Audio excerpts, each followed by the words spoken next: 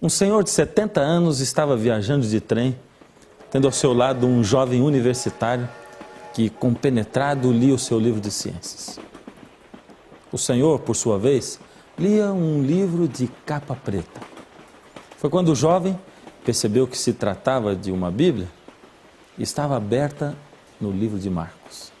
Sem muita cerimônia, o jovem interrompeu a leitura que o senhor estava fazendo e perguntou: "O senhor ainda acredita nesse livro que é cheio de fábulas e crendices?" "Sim", disse o senhor. "Mas não é um livro de crendices, é a palavra de Deus. Estou errado?" O estudante, dando uma risadinha sarcástica, respondeu: "Claro que está. Eu creio que o senhor deveria estudar a história geral e veria que a Revolução Francesa, ocorrida há mais de 100 anos, fez o favor de mostrar a miopia da religião. Somente pessoas sem cultura ainda creem nessas histórias de que Deus criou o mundo em 6 dias. O senhor deveria conhecer um pouco mais sobre o que os cientistas dizem a respeito disso." "É mesmo?" perguntou o senhor cristão. "E o que dizem os cientistas sobre a Bíblia?" "Bem", respondeu o universitário, "agora eu não posso explicar porque eu estou com pressa, eu vou descer na próxima estação, mas deixe comigo o seu cartão que eu lhe enviarei o material pelo correio." O velho então cuidadosamente abriu o bolso interno do paletó e retirou um cartão, dando ao universitário. Quando o jovem leu o que estava escrito, abaixou a cabeça envergonhado e saiu sentindo-se pior do que uma ameba. O cartão dizia: "Louis Pasteur, diretor do Instituto de Pesquisas Científicas da École Normale de Paris." Isso aconteceu em 1892. Mas hoje, basta você ir a um supermercado e você verá uma infinidade de produtos com a inscrição "produto pasteurizado". Isso significa que ele está puro, que passou pelo processo de purificação desenvolvido por este cientista famoso, Louis Pasteur. Você percebeu como a Bíblia tem sido tremendamente questionada há anos? Como na mídia, principalmente a mídia escrita, tem sempre uma matéria sensacionalista procurando alguma aparente incoerência das Escrituras. Quem está certo? A Bíblia ou os inimigos da Bíblia? Será que a Bíblia está mesmo com a razão?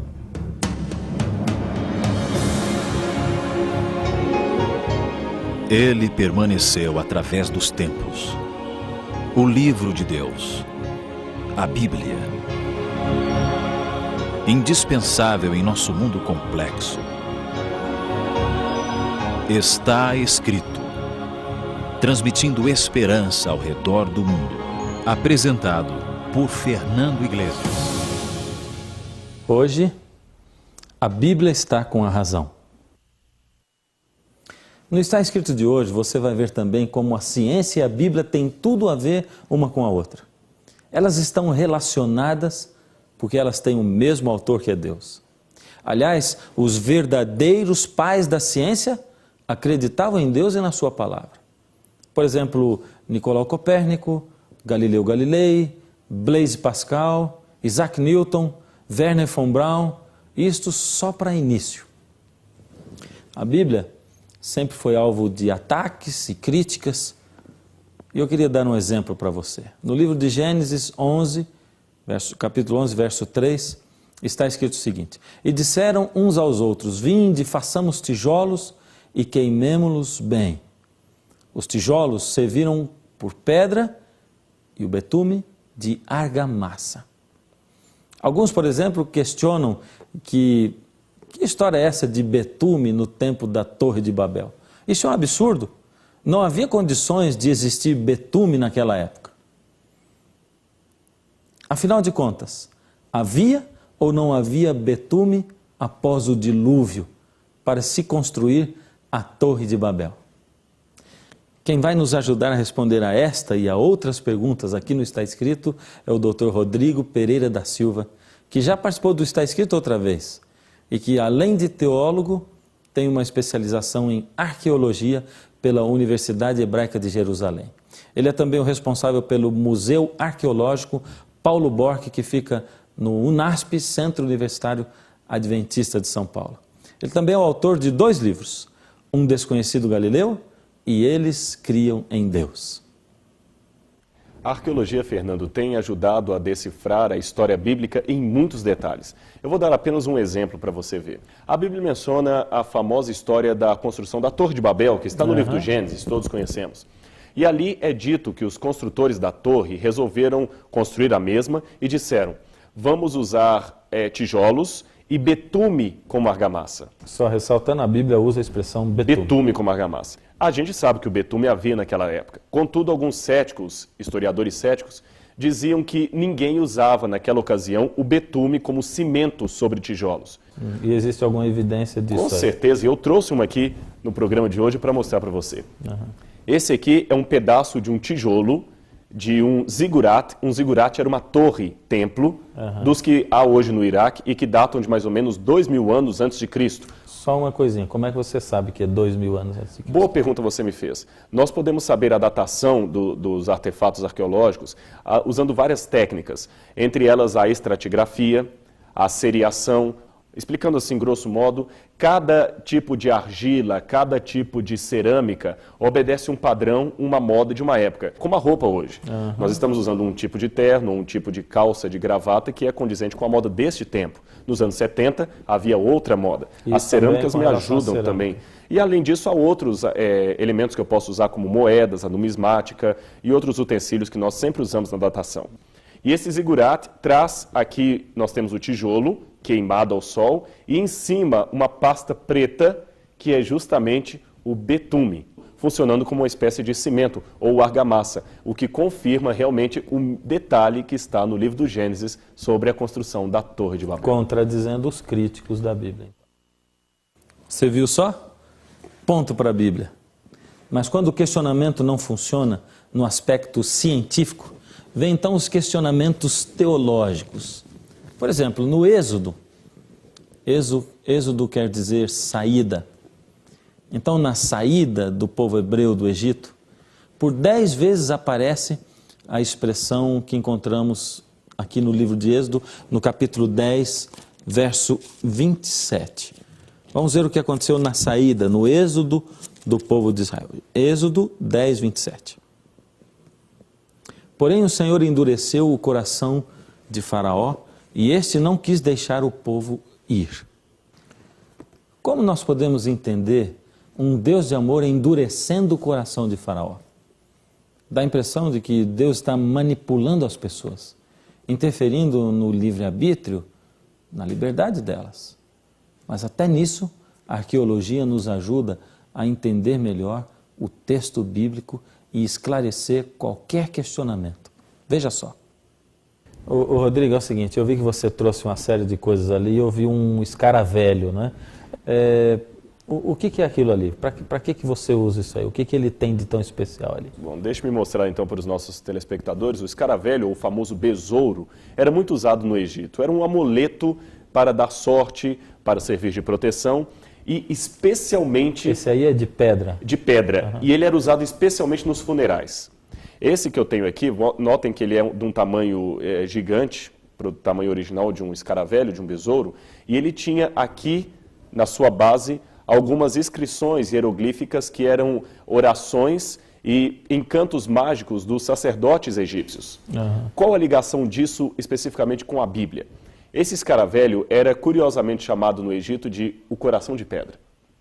Quando uma pessoa morria, especialmente se fosse um faraó, um líder religioso ou alguém muito importante, eles colocavam na sua múmia, no lugar do coração que era retirado, um escaravelho de pedra que era o seu coração de pedra. Eles acreditavam que quando a pessoa morria, ela ia direto para a presença da deusa Maat, que procedia o juízo final. O coração de carne que todos possuímos era o que denunciava a pessoa diante do julgamento. Quando a deusa Maat perguntava como foi sua vida, o coração de carne denunciava os seus pecados, mas um coração de pedra ficaria calado. Certo. Então, ter um coração duro como pedra era a segurança de que nada iria lhe acontecer no juízo, independente do tipo de vida que levou nessa terra. Por isso colocavam o coração de pedra. E isso tem uma aplicação bíblica. Sim, a Bíblia fala que Faraó tinha o coração duro como pedra e por isso não atendia à voz do Senhor. Isso é incrível mesmo. Quando se ouve uma explicação assim, as coisas vão ficando cada vez mais claras. E eu me lembrei agora mesmo do texto de Ezequiel, capítulo 36, 26, onde diz o seguinte: dar-vos-ei um coração novo, e porei dentro de vós um espírito novo. Tirarei de vós o coração de pedra e vos darei um coração de carne. O texto é bem claro. Nós já possuímos um coração de pedra. Deus não coloca em nós um coração de pedra. Somos nós mesmos que, no uso do nosso livre-arbítrio, da nossa liberdade, tomamos as nossas decisões, fazemos escolhas e assumimos uma posição de resistência aos apelos de Deus. Ou seja, é exatamente o contrário do que alguns afirmam. Deus não endurece o coração de ninguém. Viu só como a ciência e a Bíblia não são oponentes?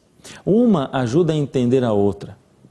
Agora vamos ver como a arqueologia, que é uma ciência, nos ajuda a entender até alguns detalhes sobre o caráter de alguns personagens da Bíblia. Por exemplo, encontramos em Gênesis 31, 19, e eu quero convidar você a ler, Gênesis capítulo 31, verso 19. Tendo ido Labão fazer a tosquia das ovelhas, Raquel furtou os ídolos do lar que pertenciam a seu pai. E agora Labão sai atrás da sua filha Raquel para reaver os ídolos. Raquel era a esposa de Jacó. A questão é a seguinte: Raquel era idólatra? Uma adoradora de ídolos? Por que Labão queria tanto aqueles ídolos que Raquel levou? Eu tenho uma cópia de um tablete aqui, semelhante aos que foram encontrados na cidade de Tel Mardik, que ficaria na Síria. E em Tel Mardik há recibos como este, datados do período de Abraão, e esse tablete, como recibo, nos mostra um costume curioso da época. Quando alguém comprava uma terra na mão de outra pessoa, ganhava como recibo de propriedade, como certificado ou escritura, um ídolo, uma pequena estátua. Quando você tinha uma terra e a pessoa que vendeu lhe dava uma estátua, um ídolo. Você, de posse daquela estátua, era o dono. Era quase a escritura da época. Quase a escritura da época. E curioso, então, que se você tivesse os seus ídolos roubados, a pessoa que tomava posse dos ídolos, assim se tornaria também dono das suas terras. Certo. É isso que está escrito nesse tablete. Curioso que a Bíblia conta que quando Jacó veio da casa de Labão, o seu sogro, Raquel roubou do pai os ídolos. E Labão, por sua vez, foi correndo atrás para tentar reaver os ídolos ou as estátuas. Lendo a Bíblia assim, de modo apressado, temos a impressão de que ela fez isso por motivação religiosa. Mas agora nós sabemos por esses tabletes que a motivação de Raquel não era religiosa, mas econômica. Ela queria fazer de Jacó o dono das terras do seu pai Labão. Viu só que maravilha quando nós unimos ciência e Bíblia? Eu volto a repetir, a ciência não pode ser inimiga da Bíblia. Ambas têm o mesmo autor, que é o próprio Deus. A Bíblia é a verdadeira e única fonte de sabedoria. Aliás, como está escrito lá em Provérbios, capítulo 1, verso 7, o temor do Senhor é o princípio da ciência. Os loucos desprezam a sabedoria e a instrução. É por essa razão que mais um ponto para a Bíblia. Bom, nós falamos bastante aqui a respeito de Faraó, de tempos antigos. Vamos ir um pouquinho mais para perto. Da época de Jesus, o que você tem assim de interessante para nos apresentar? Nós temos, por exemplo, vários vasos de barro como esse que eram usados para guardar perfume. Você nota que era pequeno. Isso explica, ele é pequenininho porque os bons perfumes são nos pequenos frascos. E isso já vem desde a época de Cristo. Aliás, me recordo agora que Maria Madalena, certa vez, ungiu os pés do Salvador com um perfume. E era um perfume muito caro. Possivelmente o vaso que Maria Madalena usou não era grande, mas era pequeno como este. Ele está quebrado, esse aqui evidentemente, esse é original, data de 2000 anos. Esse não é réplica. Esse não é réplica. E aqui a sua ponta era fechado como se fosse uma ampola. A pessoa quebrava e derramava o perfume. E esses perfumes só poderiam ser comprados com o dinheiro. Essa moeda na época, é também moeda original da época de Cristo, é um denário que traz o rosto de Augusto César. Tem alguma citação que você gostaria de fazer da Bíblia de denário? Sim, Jesus fala, por exemplo, numa das certas ocasiões que lhe perguntaram se era correto dar tributo a César, ele tomou um denário em suas mãos, uma moeda como essa, e apontando falou de quem é o rosto que está aqui. E você note que aqui realmente há o rosto do imperador. Todos responderam de César. Então vem a famosa frase de Cristo, dai a César o que é de César e a Deus o que é de Deus. Além dessa, há outras moedas. Por exemplo, a mais antiga que você essa tem. aqui, e é curiosamente a mais antiga.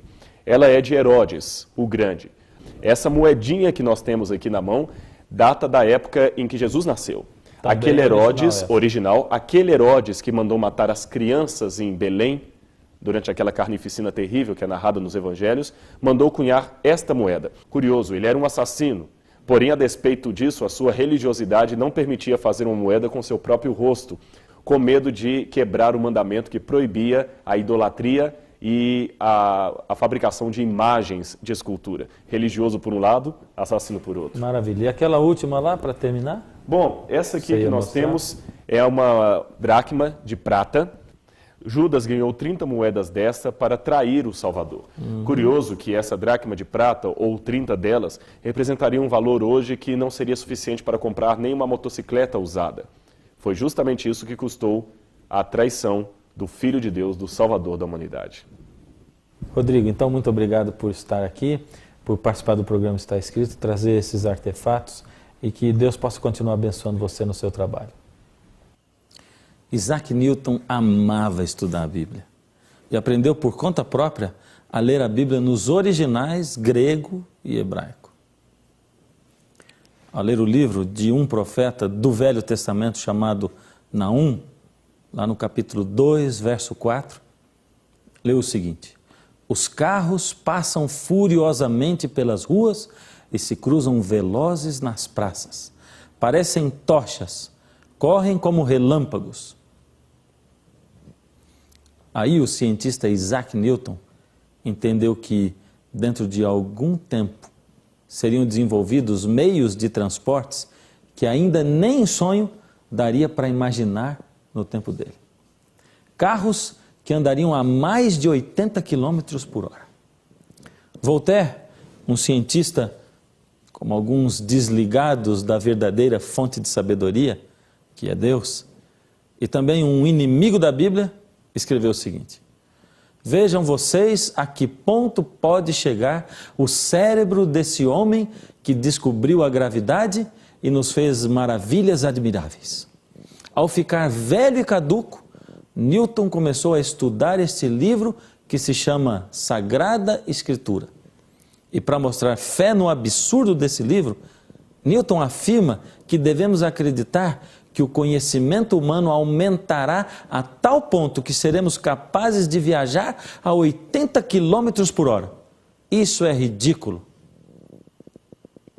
Se Voltaire estivesse vivo hoje, ele estaria vendo quem fez um papel ridículo. O tempo se encarregou de mostrar que a Bíblia está com a razão. Só na Bíblia encontramos os melhores conselhos para a nossa vida. Só na palavra de Deus encontramos as respostas verdadeiras. É na Bíblia que nós descobrimos quem somos, de onde viemos e para onde vamos. Veja só o que está escrito aqui em Hebreus, no capítulo 3, no verso 8. Leia junto comigo. Hebreus, capítulo 3, verso 8. Portanto, como diz o Espírito Santo, se hoje ouvirdes a voz do Senhor, não endureçais os vossos corações. Quem endurece o coração não é Deus, somos nós mesmos, quando nos recusamos a atender ao chamado e ao convite de Deus. Foi isso que aconteceu com Faraó. Ele resistiu à influência de Deus através de Moisés. Foi ele mesmo que endureceu o seu próprio coração. Preste atenção, para você entender melhor. O sol está brilhando. É um dia de muito calor. O que acontece com o barro que fica exposto ao sol? Ele endurece. Assim são feitos os tijolos, as telhas. Porém, o que acontece com a cera ou com a manteiga? Se forem expostas ao sol também, o mesmo sol que endurece o barro, ao contrário do barro, elas amolecem. Você percebeu? É o mesmo sol. Eu não posso culpar, responsabilizar o sol por ter amolecido a cera e ter endurecido o barro. O problema não é o sol, mas os elementos que foram colocados diante do sol. Assim também, o problema não está com Deus, mas sim com as pessoas que reagem de maneiras diferentes diante do mesmo Espírito Santo enviado por Deus. Ou aceitando a influência do Espírito Santo, ou resistindo a essa mesma influência. E você? Você tem ouvido Deus falar com você através da Bíblia? Pois lembre-se disto. Deus é o Pai da ciência, o Criador da ciência. Lembre-se disso quando você lê algumas revistas chamadas científicas, que não são da ciência verdadeira que provém de Deus e que afirmam que você veio de uma explosão cósmica. E olhe para Deus, o Criador da ciência.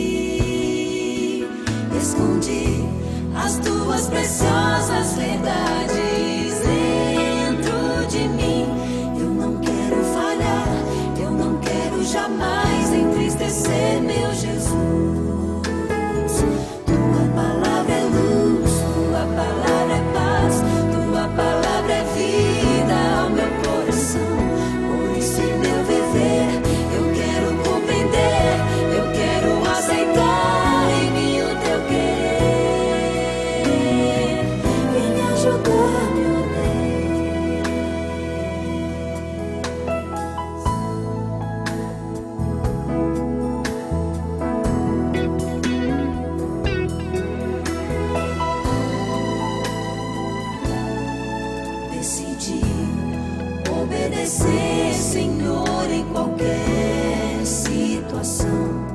Sei que Tu vais ser comigo. Decidi que quero de hoje em diante ser sempre Teu. Eu não quero falhar, eu não quero jamais entristecer meu Jesus. Tua palavra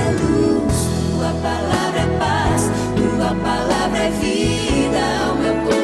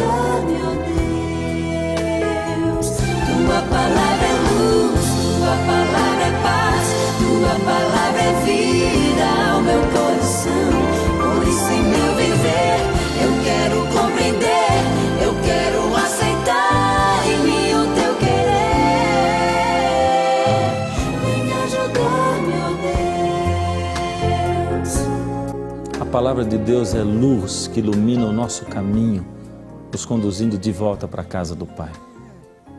Você gostaria de ser guiado por essa luz? Eu quero convidar você para uma oração. Vamos orar a Deus pedindo a Ele disposição para abrirmos a sua palavra, discernimento para entendermos o que Ele quer nos dizer e forças para seguirmos aquilo que Ele nos indica. Obrigado, ó Pai, pela Tua palavra. Ela é o pão que alimenta a nossa alma, fortalece a nossa fé. Ela é a luz que ilumina o nosso caminho aqui nesse mundo tenebroso. É a bússola que indica-nos aonde ir. Por isso, dá-nos cada dia mais vontade de ouvir a Tua voz, através do estudo da Tua palavra. E que o Teu Espírito, Senhor, abra a nossa mente para entendermos qual é o Teu querer e nos ensine a fazer a Tua vontade. Te pedimos tudo no nome amado do Teu Filho Jesus. Amém. Infelizmente chegou o momento de nós dizermos: até o próximo programa está escrito. Mas lembre-se sempre que é na palavra de Deus, em Mateus capítulo 4, verso 4, que está escrito: nem só de pão viverá o homem, mas de toda palavra que sai da boca de Deus.